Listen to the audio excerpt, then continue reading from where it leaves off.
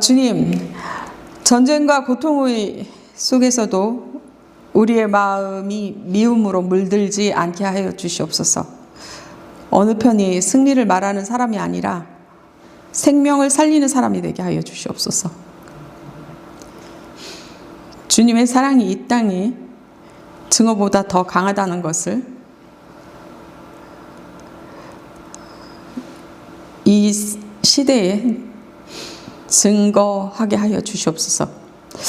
이사야 선지자가 말씀하셨던 그들이 칼을 쳐서 보습을 만들고 창을 쳐서 낫을 만들 것이다. 전쟁의 무기가 생명의 도구로 바꾸는 그런 날이 오게 하여 주시옵소서. 그것이 하나님의 나라의 비전임을 우리가 믿고 그것을 위해서 기도하게 하여 주시옵소서. 주님, 우리는 전쟁의 시대에 살고 있습니다. 전쟁의 언어가 세상을 뒤엎고 있고 하나님의 언어로 말하는 사람이 누구인지, 누가 바른 말을 하고 있는지 분간하기도 어려운 시기에 있습니다. 주님, 증오 대신 사랑을, 폭력 대신 생명을, 절망 대신 희망을 말하는 그러한 우리가 되게 하여 주시옵소서. 우리의 삶이 되게 하여 주시옵소서. 그리고 그 중심에 십자가에서 죽었지만 우리를 위해서 그 목숨 바쳤지만 하나님이 주로 새로우신 예수 그리스도가 있었음을, 부활하셨음을 잊지 않게 하여 주시옵소서. 이 모든 말씀 우리 주 예수 그리스도 이름으로 기도했습니다. 아멘.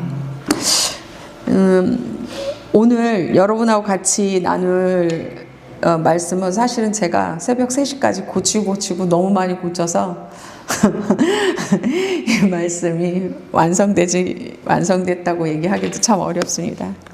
너무 어려운 시기에 제가 지난주에 여러분한테 그 숙제를 준 게 마태복음 7장에서 20장까지 여러분 읽고 와주세요. 제가 따져보니까 저희가 올해 부활절이 4월 5일이에요.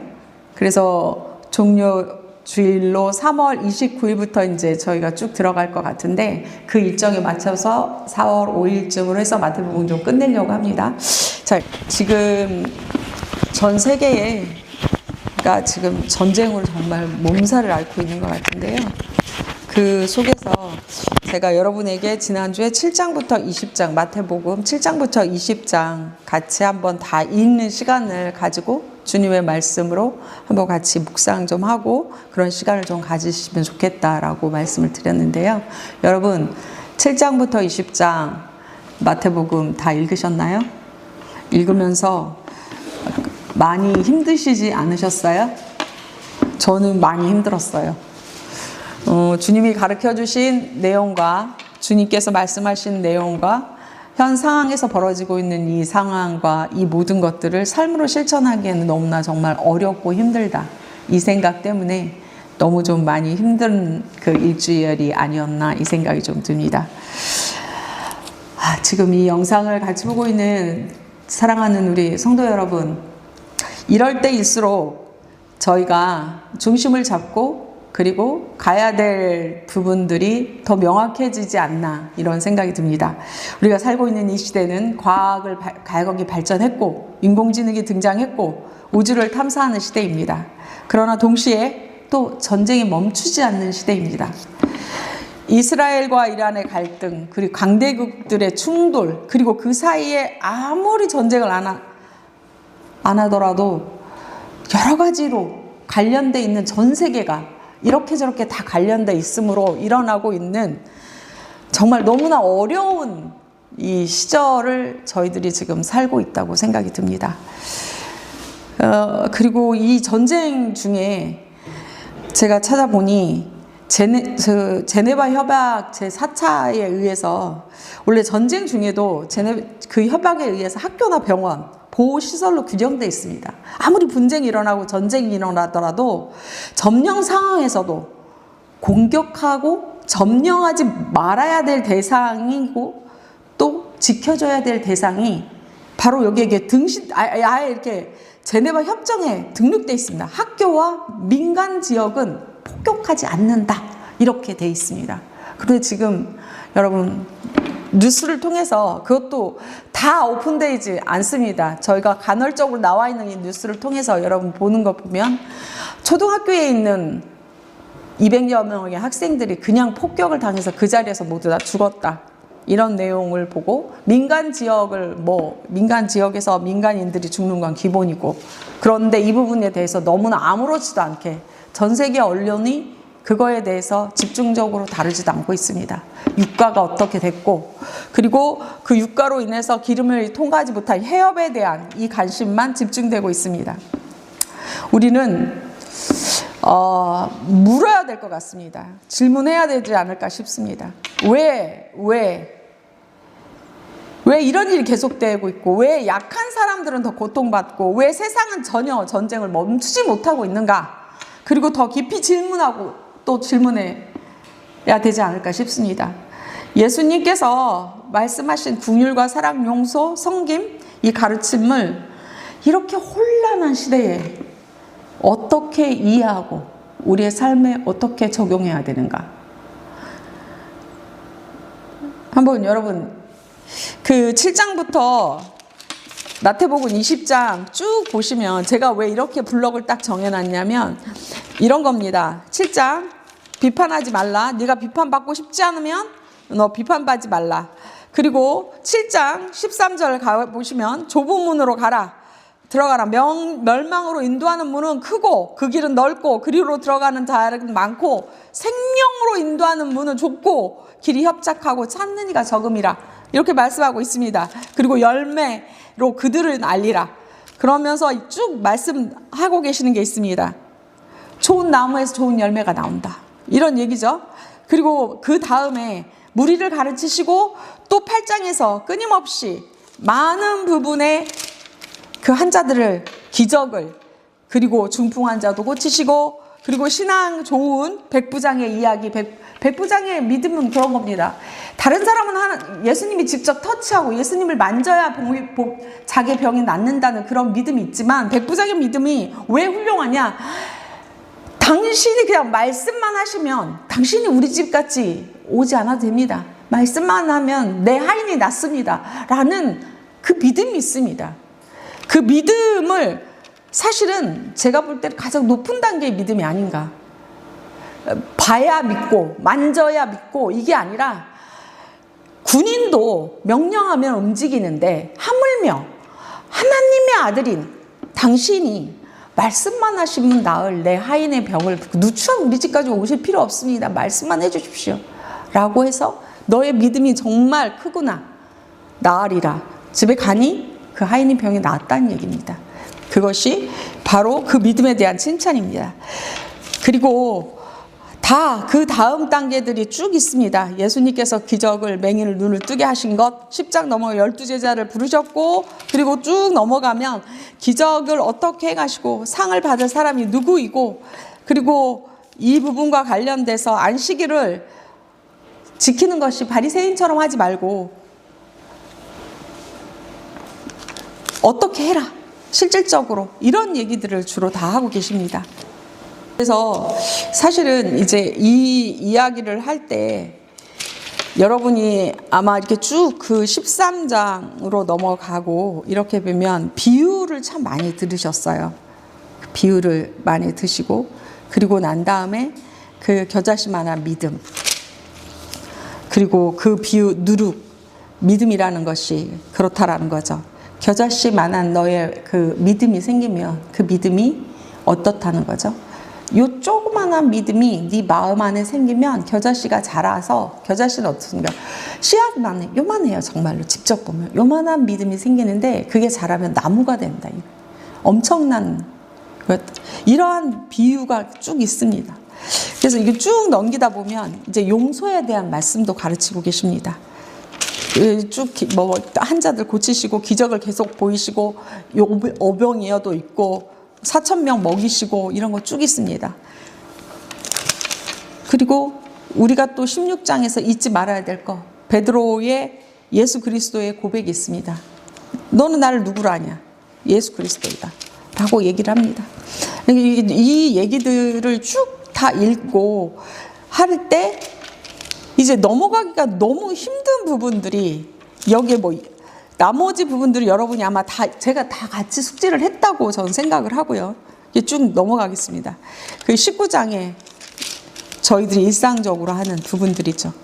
그 당시에 그 시절에 그 관습법에 의해서 어떻게 이혼을 해야 되냐, 뭐 이혼에 대한 이야기도 있고, 그리고 어린 아이와 같아야 천국에 들어간다, 이런 부분도 있고 쭉 있습니다.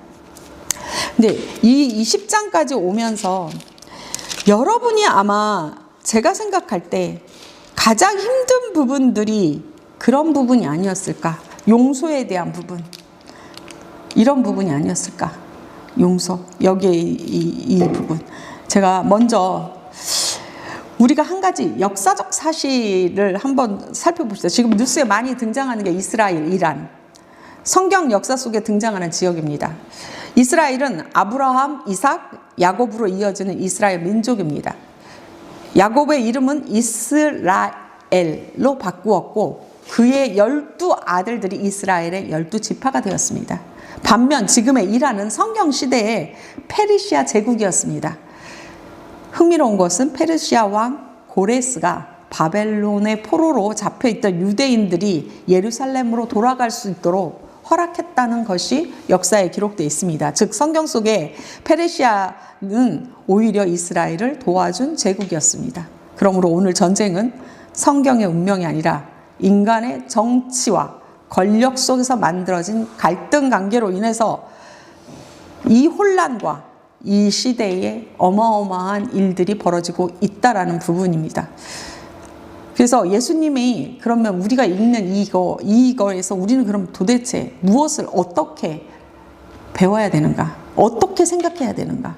이 고민하느냐고 제가 이 설교를 몇 번 고치고 그래서 제 생각이 솔직히 고백하면 완성돼 있다. 여러분에게 제가 이것을 가르친다, 이렇게 말씀드릴 수는 없습니다. 너무나 많이 고통스러운 일주일이었던 것 같아요. 이 말씀과 이 상황과 이 모든 것들이. 그래서 그냥 생각을 나눈다, 이렇게 표현하겠습니다. 예수님이 살던 시대에는 평화로운 시대가 아니었습니다. 여러분도 이미 알고 있듯이 로마 제국이 지배하고 있었고 억압과 불평등이 있었던 시대라는 건 여러분이 이미 알고 있습니다. 그때 예수님이 세상을 보고 이렇게 보셨습니다. 마태복음 9장 36절입니다. 거기에 여러분 이미 읽었을 건데, 무리를 보시고 불쌍히 여기시니 이는 그들이 목자 없는 양과 같이 고생하며 기진함이라, 이렇게 나와 있습니다. 마태복음 9장 36절입니다. 예수님께서 본 세상이 권력 없는 사람, 가난한 사람, 이런 보호받지 못한 사람들, 그들이 고통 속에 살고 있는 세상이었음을 이 한 구절에서 볼 수가 있습니다. 그리고 예수님이 첫 반응은 판단이 아니라 궁휼이었습니다. 궁휼함, 그들에 대한 궁휼함이었습니다.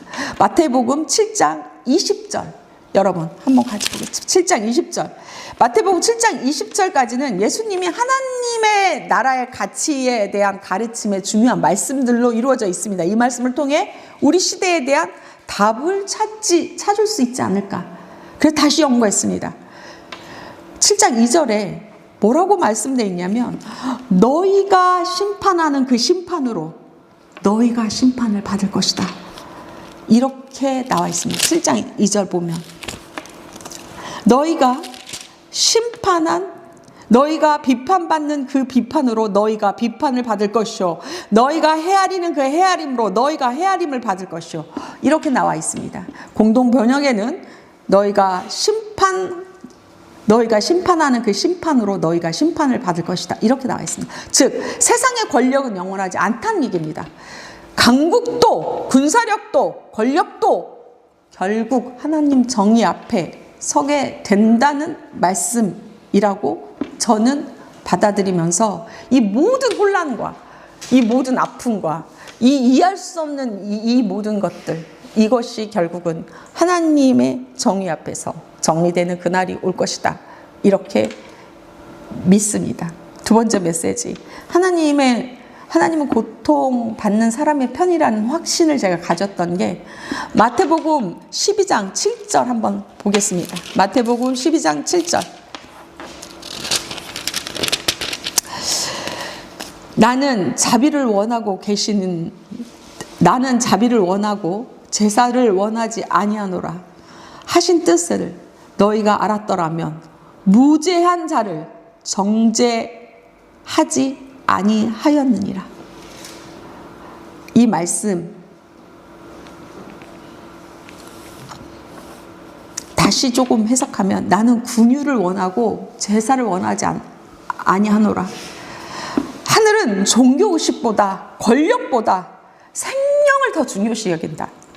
이렇게 예수님은 항상 병든 사람, 여러분 여기 20장까지 오는 동안에 예수님께서 보여주신 모든 기적은 돈 많은 사람들, 아니면 권력을 갖고 있는 사람들, 아니면 그 분쟁을 일으키는 그 사람들 속에 있었던 게 아니라 항상 병든 사람, 가난한 사람, 소외된 사람, 그 사회에서 사람으로 인정받지 못했던 그런 사람들 곁에 서서 거기에서 기적의 역사를 계속 일으키고 있는 내용들이 기록되어 있습니다. 그렇다면 이 말씀이 무엇일까? 나는 자비를 원하고, 여기서 자비 뭡니까? 자비가 뭡니까? 긍휼이죠. 제가 긍휼은 처음부터 여러분에게 정해줬습니다. 창자가 뒤틀릴 만큼 상대에 대한 고통을 같이 공감해주고 연대하는 그 마음. 나는 긍휼을 원한다. 너희들이 그 화려하게 차려놓은 그 제사 그딴 거 필요 없어. 이런 말씀 아니겠습니까? 세 번째 메시지를 보겠습니다. 돈과 권력은 하나님의 나라의 기준이 절대 아니다라는 확신을 갖게 된 그 구조를 제가 발견했습니다. 19장 23절 보겠습니다. 23절, 19장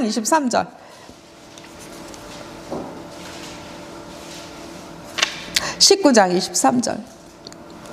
무리가 다 놀라 이르되 이는 다윗의 자손이 아니냐 하니. 돈과 권력이 19장 23절 맞습니까? 제가 지금 19장 23절로 제가 다른 데를 읽었습니다. 19장 23절 찾으셨으면 읽어주세요.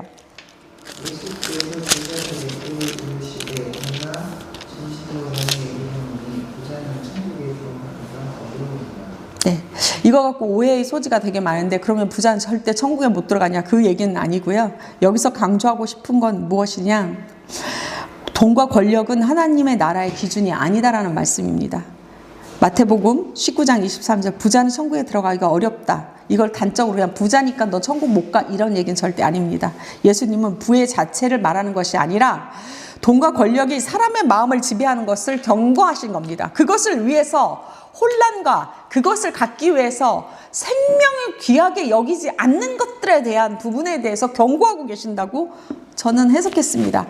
돈이 하나님보다 커지는 세상, 결국 사람을 희생시키는 체제, 이거에 대해서 절대 용납하지 않는다. 그런 것이 천국으로 들어갈 수 있는 조건이 될 수 없다. 이 말씀이라고 저는 확신했습니다.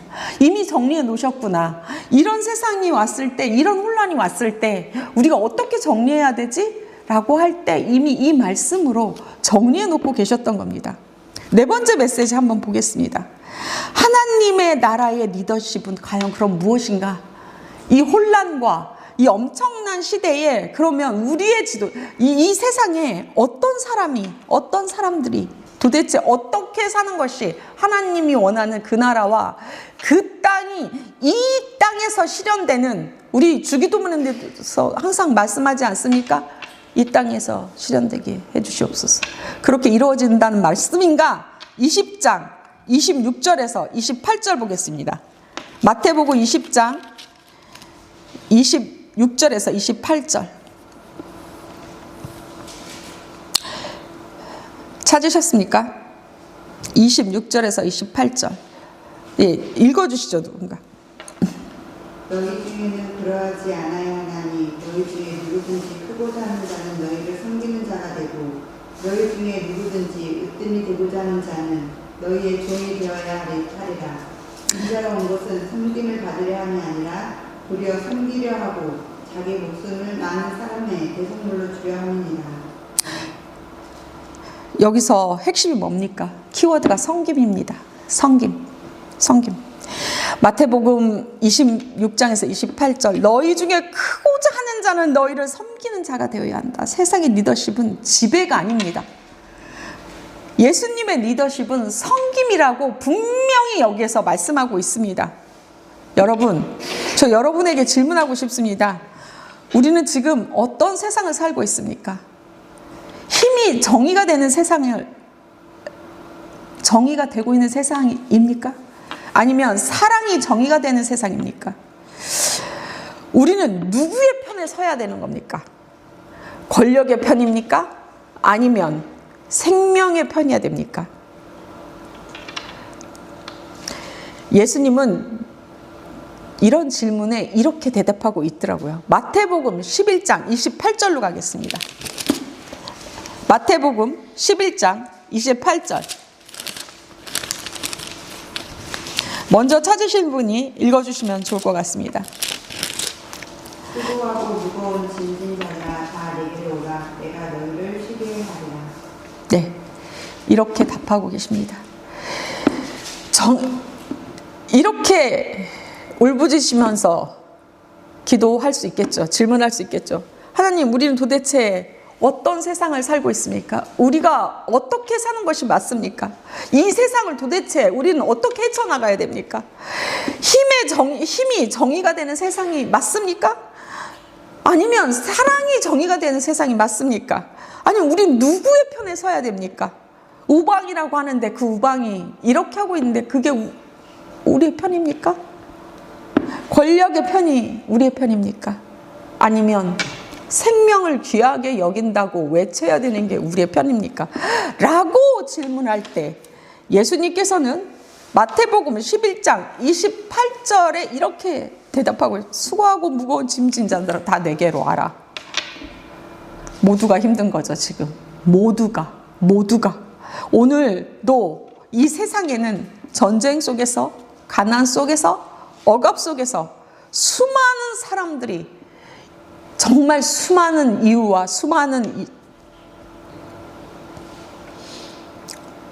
조건으로 무거운 짐을 지고 살아가고 있습니다.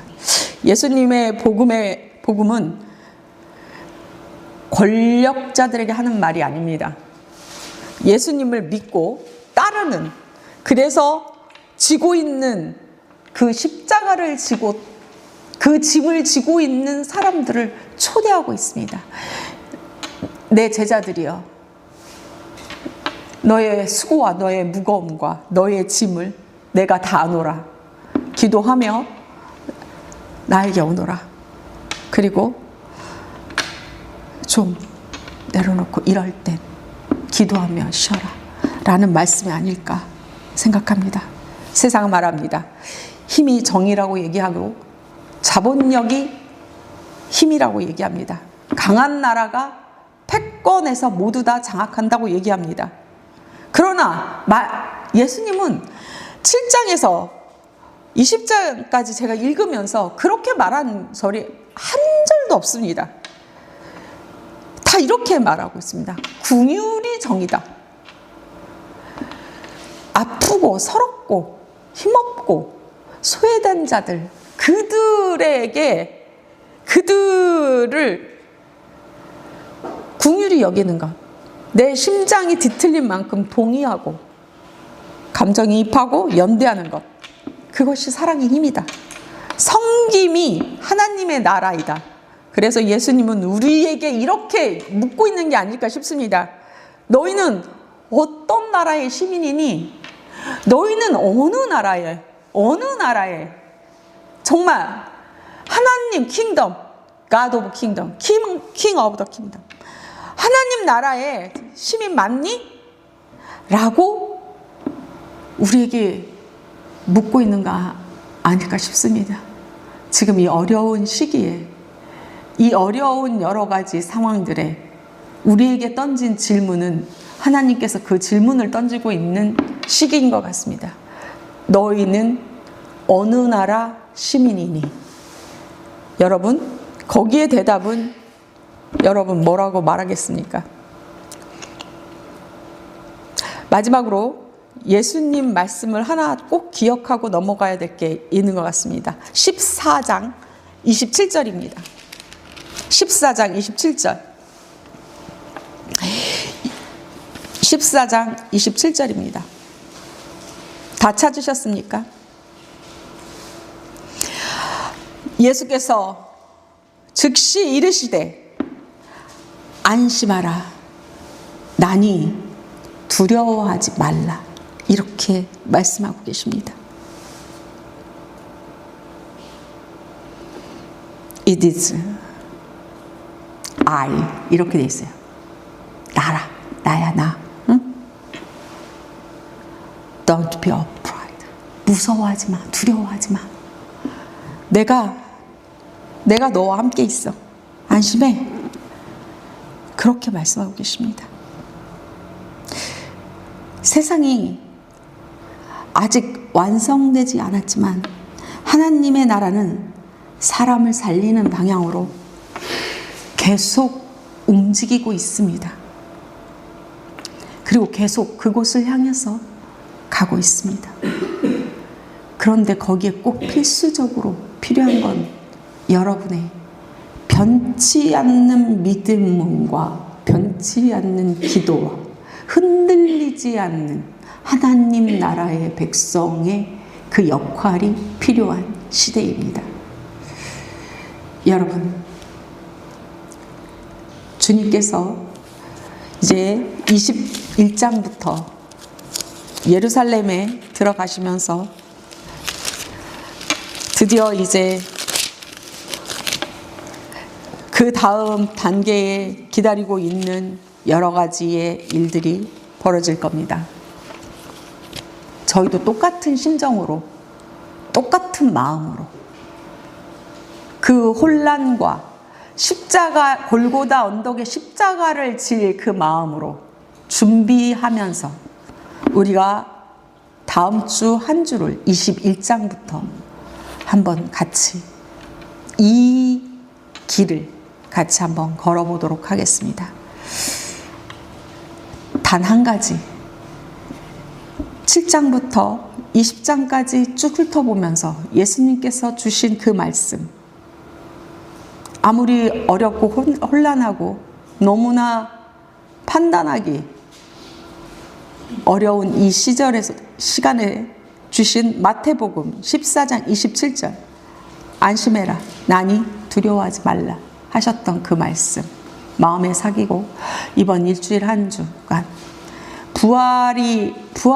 부활절을 앞두고 그 전에 걸으셨던 그 길을 이번 주 한 주 동안 같이 한번 걸어보는 시간이 되시길 바라며, 여러분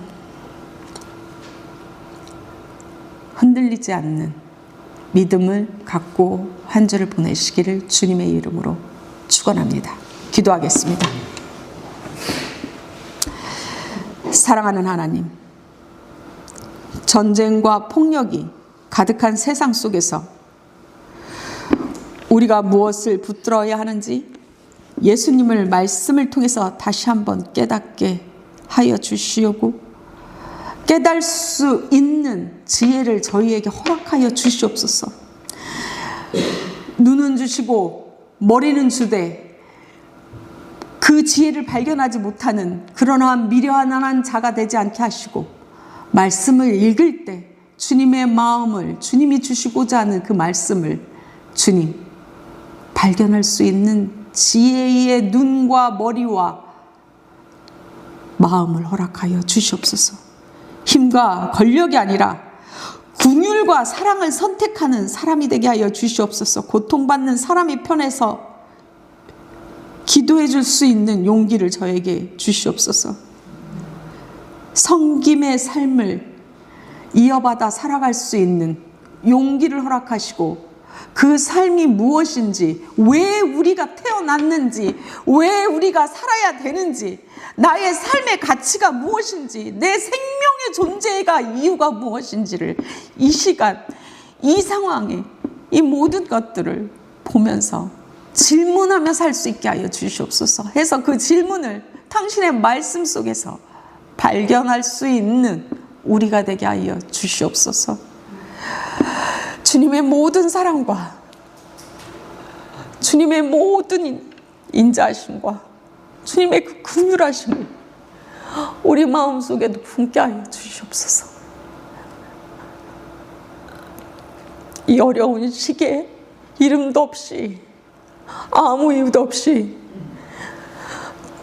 몇백 명이 죽어가고 있는, 그냥 죽어버린 그 어린 소녀들과 그 학생들과 그 사람들 생명 위에 주님께서 위로와 평안이 함께하여 주시옵소서. 주님께 모든 걸 바치며 사랑이 많으신 우리 주 예수 그리스도의 이름으로 간절히 기도드립니다. 아멘. 주기도문으로 예배.